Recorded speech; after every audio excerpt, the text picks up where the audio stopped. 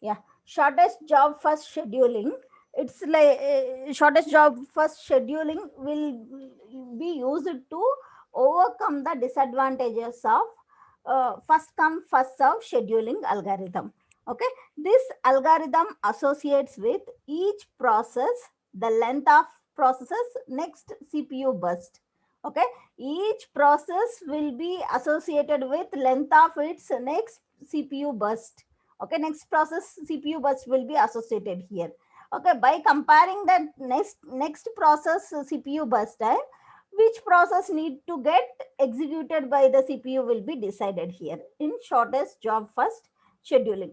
Okay, if the process one's burst time is more, then process two's if the process two's burst time is less than the process one's burst time, so process 2 will get scheduled to the CPU, not the process one. Okay, that is the advantage of shortest job first scheduling. Here the waiting time can be reduced by using this shortest job first scheduling algorithm. Okay, and use these lengths to schedule the process with the shortest time. Okay, in this shortest job first scheduling algorithm associates with each process the length of its next CPU burst. Okay, using these lengths to schedule the process with the shortest time will be done here by shortest job first scheduling algorithm. Okay, when the CPU is available, it is assigned to the process that has the smallest next CPU burst. Okay, the CPU will be allotted to the process which is having the smallest CPU burst time. Okay, so smallest CPU burst time process need not to wait in the waiting queue for more time until longer process completes its execution. Okay, so that we can reduce the waiting time. Okay, that is the advantage of shortest job first scheduling. Okay, if the next CPU bursts of two processes are the same. Okay, if two process arrived at same time and its burst times are same, that time it follows this shortest job for scheduling will be follows the first come first serve scheduling to break that time. Okay, if two processors are having same burst time, that time first come first serve scheduling algorithm will be used. Whichever process arrives first to the ready queue, that process will be allotted CPU. Okay, understood this how the shortest job first scheduling will work? When CPU is available, it is assigned to the process that has the smallest next CPU burst. Okay, process which is having the smallest CPU burst will get CPU will be allocated first. Okay, if the next CPU burst of two processors are same, that time we'll be using first come first serve scheduling is used to break that time, because both are having same CPU burst time. Okay, so that time for whom we need to allocate the CPU, that time we will be following the first come first serve scheduling algorithm to break that time. Okay, next shortest job first scheduling will be called as SJF. In short name we will be calling as SJF. That means shortest job first, and it is a optimal scheduling algorithm because it gives minimum average waiting time for the given set of processes. We have discussed, right? Because to overcome the drawback of the first come first serve, we are coming for shortest job first scheduling algorithm. Here what is the advantage of shortest job first scheduling? If you schedule the CPU for the shorter jobs first, automatically the average waiting time will be reduced. So SJF is optimal. It gives the minimum average waiting time for given set of processes. And the difficulty here is knowing the length of the next CPU will be the difficulty here. Finding that next CPU burst time. Okay, length of what is the next CPU burst time will be identifying will be the difficulty here in shortest job first scheduling. Okay. We'll discuss this with an example. This is a shortest job first scheduling example. Here, consider the following set of processes with length of its CPU burst is given in milliseconds. Here, the process 1, process 2, process 3, and process 4. We have 4 processes. Okay, and its burst times also is given. Process 1's burst time is 6 milliseconds. Process 2's burst time is 8 milliseconds. Process 3's burst time is 7 milliseconds. Process 4's burst time is 3 milliseconds. How the shortest job first scheduling algorithm will be scheduled the processes? It will first find the shortest burst time process. Will get first CPU. CPU will be allotted to the shortest burst time process. Here you can see among these burst times, which burst time is the shortest one? Process P4's burst time is the shorter one. Okay, its process P4 is having burst time 3. So this will get allotted first. Okay, in SJF, first process 4 will get CPU. Okay, and process 4 will execute the CPU. Okay, until 3 milliseconds, clock time 3 milliseconds. Next again it will check whether remaining these remaining process are process 1, process 2, process 3. Among this, which is the shortest burst time? That is process 1's burst time, that is 6 milliseconds. So next, after completion of execution of process P4, the process will be given to the CPU will be given to the process 1. Okay, and its burst time is 6 milliseconds. Okay, P1 will get CPU at 3 milliseconds, and it will P1 will get executed by the CPU for 6 milliseconds. Okay, that is 4, 5, 6, 7, 8, 9.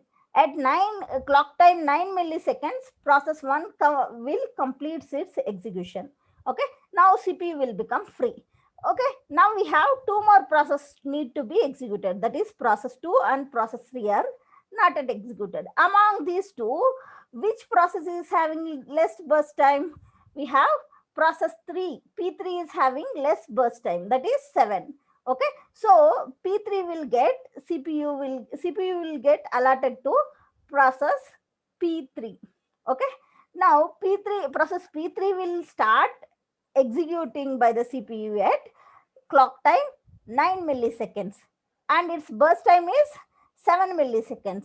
9 plus 7, it is 6 until 16 milliseconds. Process 3 will get executed in the CPU. Okay, at 16 milliseconds clock time, CPU will become free. Now we have only one process in the waiting queue, that is process P2. CPU will be allotted to process P2. Okay, P2 will execute by the CPU for 8 milliseconds. It will get the CPU at clock time 16 milliseconds plus its burst time is 8 milliseconds. 16 plus 8, it is at 24 milliseconds of clock time. P2 will complete its execution. Understood, right? In this way, we need to draw the Gantt chart. Okay, now we'll find average waiting time. Okay, so what is the average waiting time for the process 1? Here we have assumed that all the process arrived at clock time 0 milliseconds. Okay, here we don't have any arrival time. So the waiting time is when the process started its execution. Okay, minus its arrival time. Okay, when the process got allotted CPU minus its arrival time. Here arrival time is 0. So P1 got CPU at clock time 3 milliseconds minus its waiting time, its arrival time is 0. So 3 minus 0, it is 3 is the process 1's waiting time. Okay, next process P2. Process P2 got allotted CPU at 16 milliseconds. Okay, and its arrival time is 0. 16 minus 0, it is 16. 16 is the waiting time for process P2. Okay, next process P3. Process P3 got CPU allotted at clock time 9 milliseconds. okay, minus its arrival time. Process P3's arrival time is 0 milliseconds. So 9 minus 0, it is 9 milliseconds is the waiting time for P3. Okay. Next, P4. P4 got allotted CPU at 0 milliseconds minus P4's arrival time is 0 milliseconds. 0 minus 0, it is 0. 0 is the waiting time for process 4. And average waiting time we can calculate it by sum of all the processes waiting times divided by number of processes.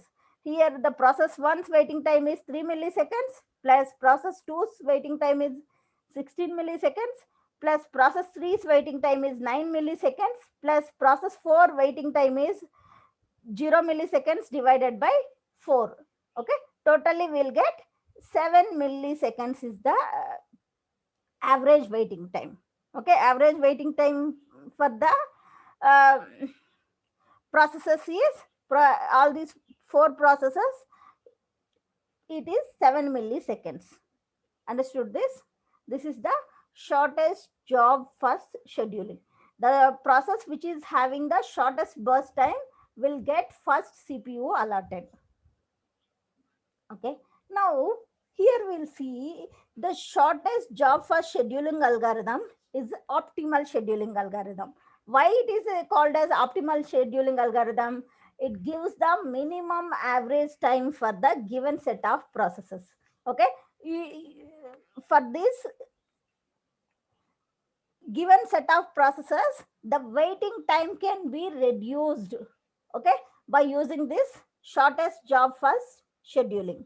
Okay, and moving a short process before a long one decreases the waiting time of the short process more than it increases the waiting time of the long process. Okay, if you move the short process before the long process, that will automatically reduces the waiting time of short process. That will be, it will be more waiting time will be reduced than increasing the waiting time for the long process. Okay, long process need to wait for until the short process get executed by the CPU, right? So it says that moving the short process before the long process will decrease the waiting time of the short process more than it increases the waiting time for the long process. Okay, consequently the average waiting time will be automatically it is decreased. Okay, so that is the advantage of shortest job first scheduling. Okay, and the shortest job first scheduling algorithm can be either preemptive scheduling or non-preemptive scheduling. Okay, we have discussed what is preemptive and what is non-preemptive scheduling. Okay, the choice rises when a new process arrives at the ready queue while previous process is still executing. Okay, if a new process arrives at ready queue while CPU is executing the previous process.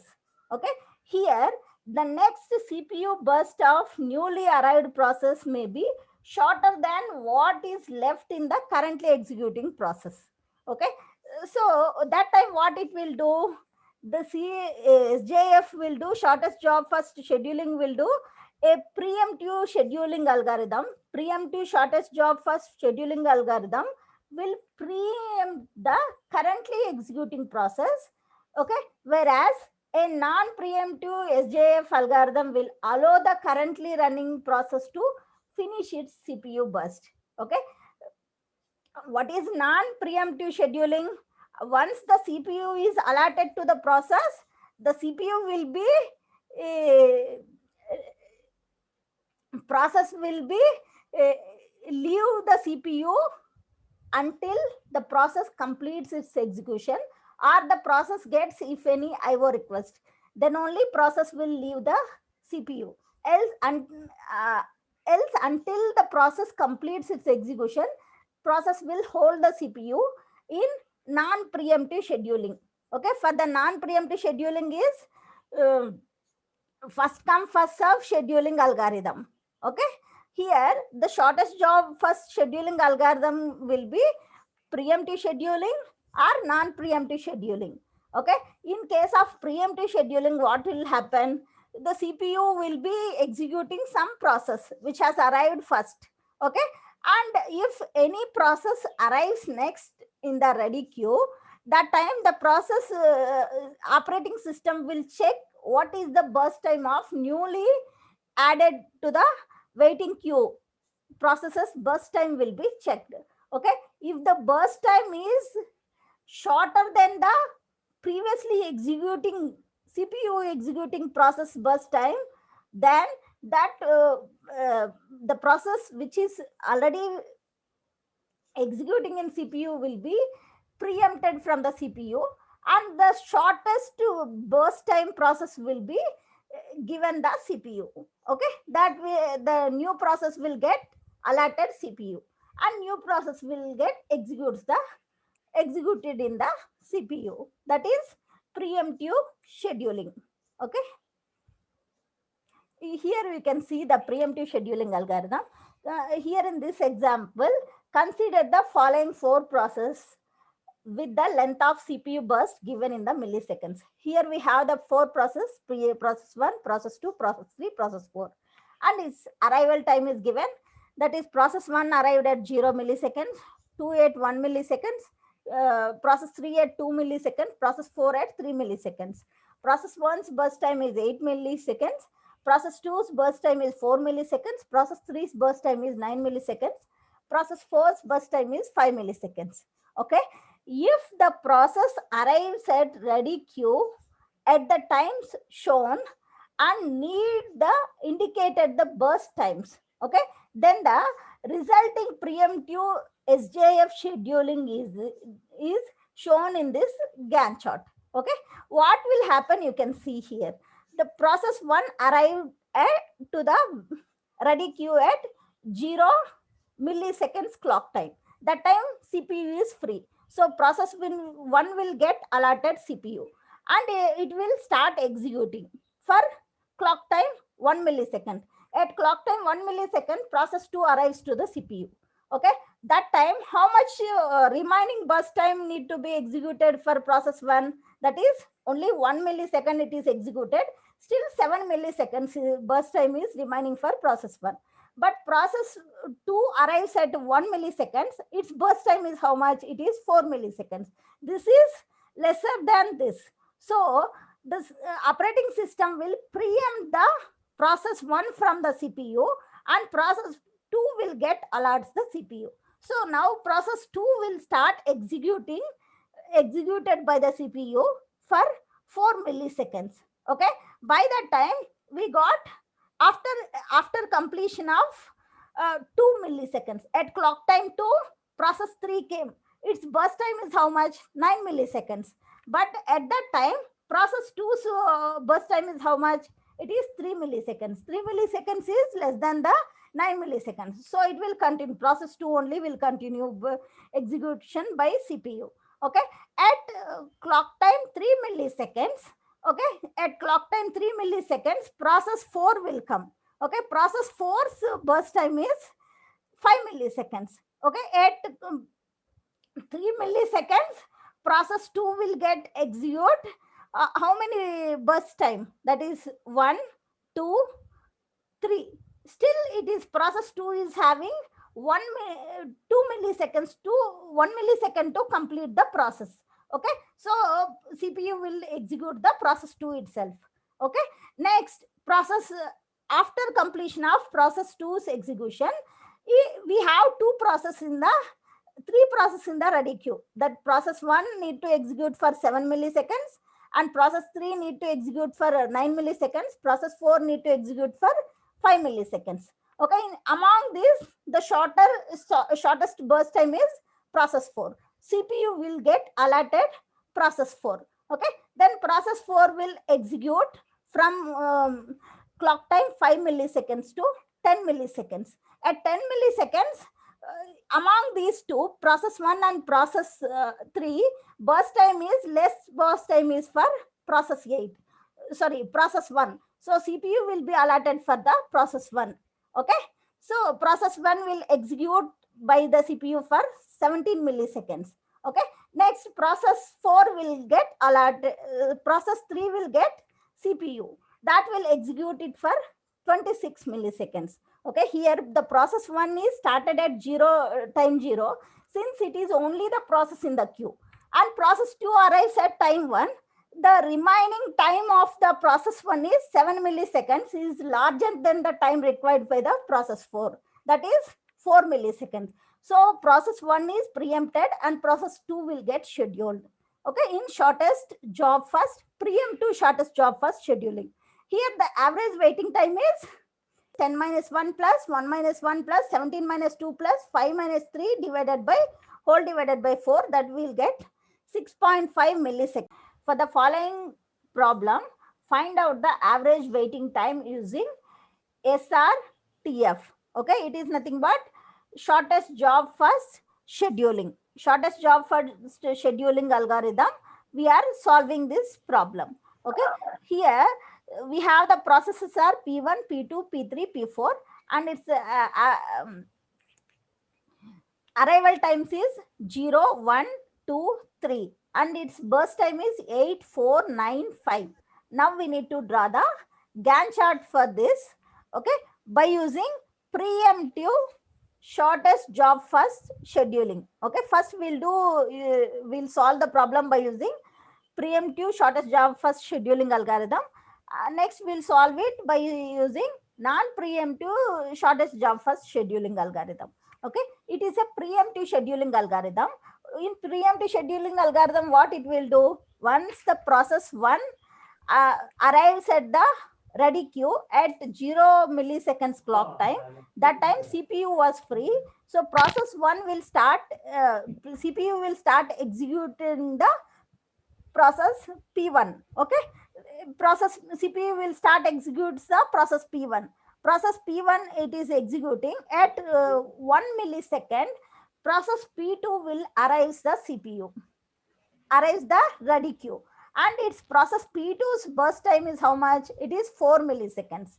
And at clock time 1 milliseconds, process 1's burst time is how much? It is 7 milliseconds. But from 0 to 1, it has executed 1 milliseconds. Okay, so it has now remaining burst time is 7 milliseconds for the process 1. Now operating system will compare the process 2's and process 1's burst time. That time 7 is greater than the 4. So process 1 will be preempted from the CPU. Process 2 will get CPU will be allotted to process 2.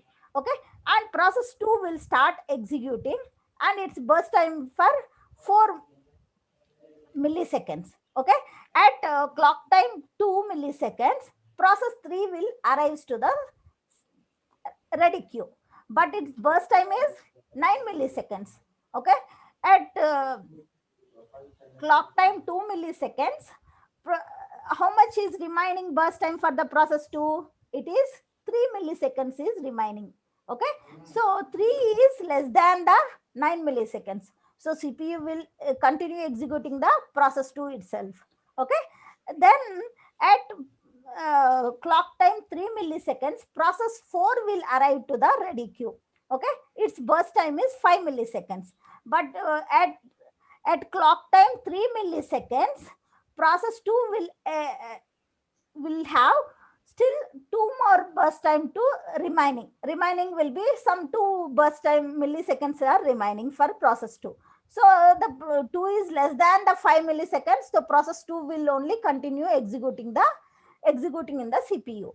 Okay, so process P2 will complete its execution at 5 milliseconds. Okay, because it got allotted at clock time 1 millisecond plus its burst time is 4 milliseconds. 1 plus 4, it is at 5 milliseconds. Process 2 will complete its execution. Okay, next, here we have the process 1, how much is remaining burst time is 7 milliseconds. Okay, process 2 completed its execution. Process 3's burst time is 9 milliseconds. Process 4 burst time is 5 milliseconds. Among these three, we have process 1 is 7 milliseconds. Okay, remaining is 7 milliseconds is there. Process 3's 9 milliseconds is there. Process 4's 5 milliseconds is there. Among these three processes, shortest burst time is process 4. So now process 4 will get CPU. Okay, and process 4 will its burst time is 5 milliseconds. It will executed by the CPU for 5 milliseconds. That means at clock time 10 milliseconds, process 4 will complete its execution. Next, we have process 1 and process 3. Okay, process 1's remaining burst time is 7 milliseconds. Process 3's burst time is 9 milliseconds. 7 and 9, if you compare, the shortest one is 7 milliseconds. Okay, so process 1 will get CPU will be allotted to process 1. Okay, then process 1 will start executing at 10 milliseconds. Clock time 10 milliseconds. Okay, then from 10 milliseconds, it need to execute it for 7 milliseconds. Okay, at clock time 17 milliseconds, process 1 will complete its execution. Okay, next, remaining process, we have only one process is remaining. Okay, only one process is remaining, that is process 3. Process 3 will get executed by the CPU at clock time 17 milliseconds. Okay, process 3 will complete its execution at 26 milliseconds. Okay, like this we need to draw the Gantt chart for the preemptive shortest job first scheduling. Okay, and here that's what here explanation is given like this only. Process 1 is started at time 0. Since it is only the process in the queue, process 2 arrives at time 1. The remaining time for the process 1 is 7 milliseconds. That is larger than the time required for the process 2 is 4 milliseconds. Okay, 7 milliseconds is greater than the 4 milliseconds. So process 1 is preempted and process 2 will be scheduled to the CPU.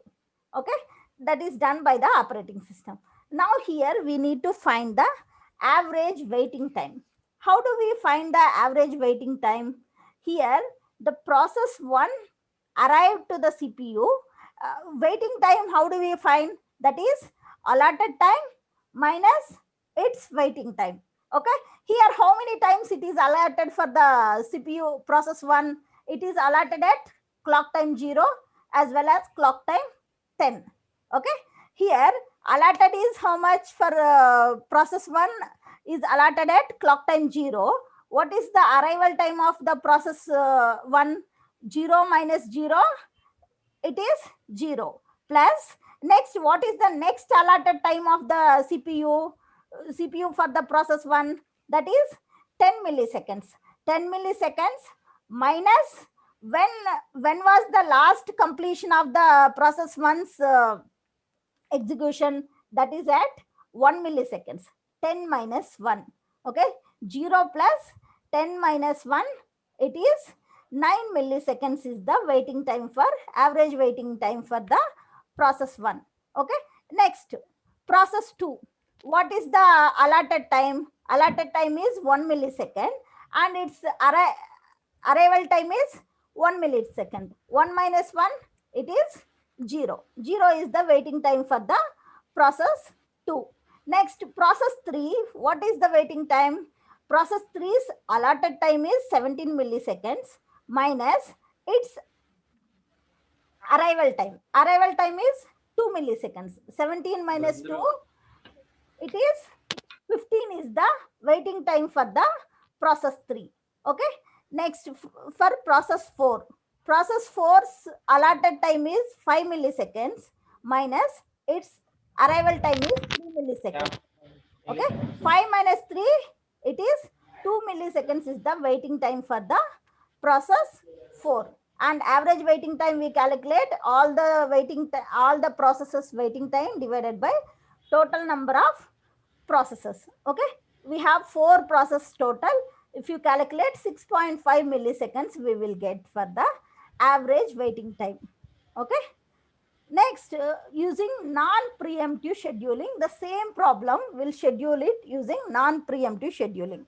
Okay, here non-preemptive scheduling is nothing but Once the CPU is allotted to the process will hold the CPU completely until it completes its execution, or it may get any IO request. Until that, CPU will be holded by the that process itself.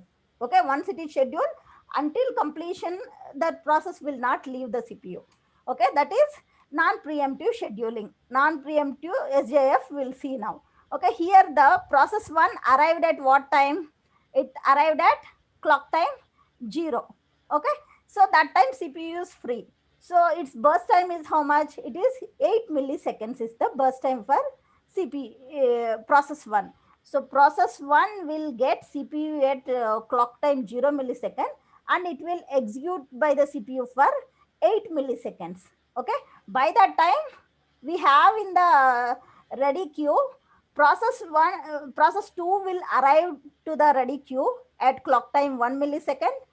Process 2 will arrive to the process 3 will arrive to the ready queue at clock time 2 milliseconds. Process 4 will arrive to the ready queue at clock time 3 milliseconds. Okay, now we need to check which process need to be at clock time 8 milliseconds, which process will get scheduled CPU, that we need to decide it. Okay, so process 2's burst time is how much? It is 4 milliseconds.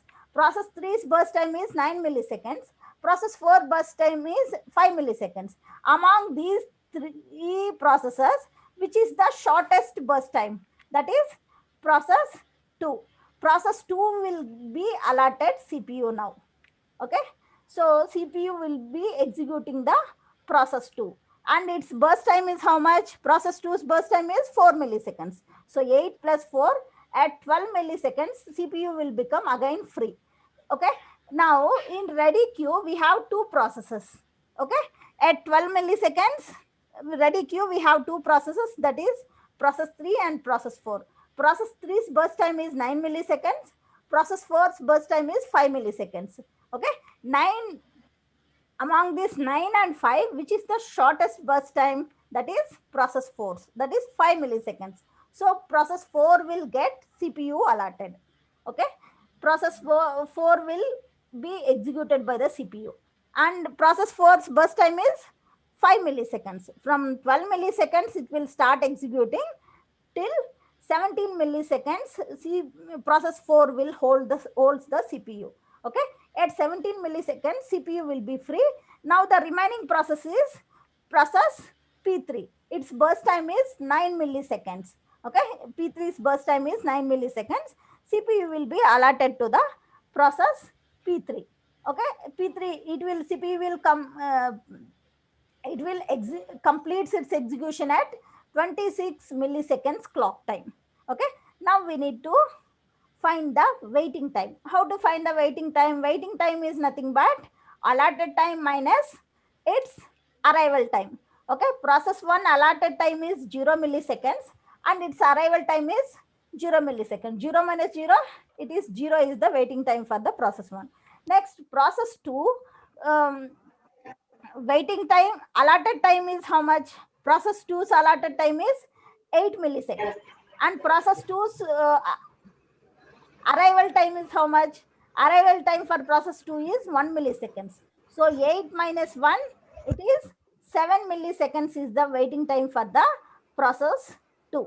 Okay, next, process 3's allotted time is 17 milliseconds. At 17 milliseconds process 3 got CPU. Okay, minus its arrival time. Process 3's arrival time is 2 milliseconds. Okay, 17 minus 2 is the waiting time for the process 3. That is 15 milliseconds is the waiting time for process 3. Next, process 4. Process 4's allotted time is 12 milliseconds, and its arrival time is 3 milliseconds. Okay, 12 minus 3 is the waiting time for the process 4. That is 9 milliseconds is the waiting time for the process 4. The average waiting time will be calculated as sum of all the waiting times divided by total number of processes. Process 1's waiting time is 0, plus process 2 waiting time is 7, plus process 3 waiting time is 15, plus process 4 waiting time is 9 divided by 4 is the number of processes. Now the average waiting time, how much it is? 7.75 milliseconds. Okay. Now here we have calculated the turnaround time. Turnaround time is nothing but burst time plus waiting time. Here the burst time for the process 1 is 8 milliseconds is the burst time. Okay. Plus its waiting time. Waiting time is 0 for the process 1. 8 plus 0 is 8. And process 2's burst time is 4 milliseconds and its waiting time is 7 milliseconds. 4 plus 7, it is 11 milliseconds for process 2's turnaround time. Process 3's burst time is 9 milliseconds and its waiting time is 15 milliseconds. 9 plus 15, it is 24 milliseconds is the turnaround time for process 3. Next, for process 4, uh, burst time is 5 milliseconds and its waiting time is 9 milliseconds. 5 plus 9, it is 14 milliseconds is the turnaround time for process 4. And average turnaround time is sum of all the processes turnaround time divided by total number of processes. That is 8 plus 11 plus 24 plus 14 divided by 4 will get 14.25 milliseconds is the total average turnaround time. Okay.